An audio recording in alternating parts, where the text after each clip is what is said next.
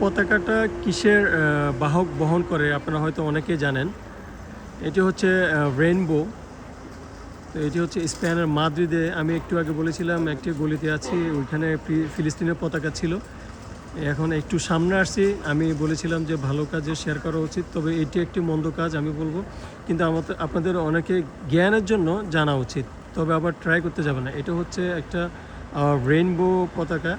Rainbow হচ্ছে আপনার যারা লেসবিয়ান গে টাইপের মানে সমকামী, তাদের একটি চিহ্ন হচ্ছে রেইনবো। এই যে একই মোড়ের মধ্যে 2 থেকে 3টা বাসার মধ্যে এই পতাকাটা ঝুলতেছে রেইনবো কালার।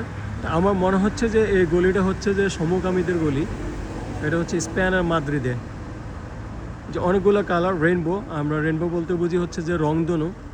আমরা কিন্তু সংক্ষেপে রেইনবো বলি না, অনেকে আমরা যখন বাংলাদেশিরা কথা বলি, যখন এরকম সমকামী আসে আমরা বলি যে রেইনবো মানে রংধনু আসছে, রংধনু, যাতে ওরা না বোঝে, অনেক সময় বুঝলে মাইন্ড করে। তো এই হচ্ছে রংধনু মানে রেইনবো ফ্ল্যাগ, হচ্ছে এটা হচ্ছে সমকামীদের চিহ্ন।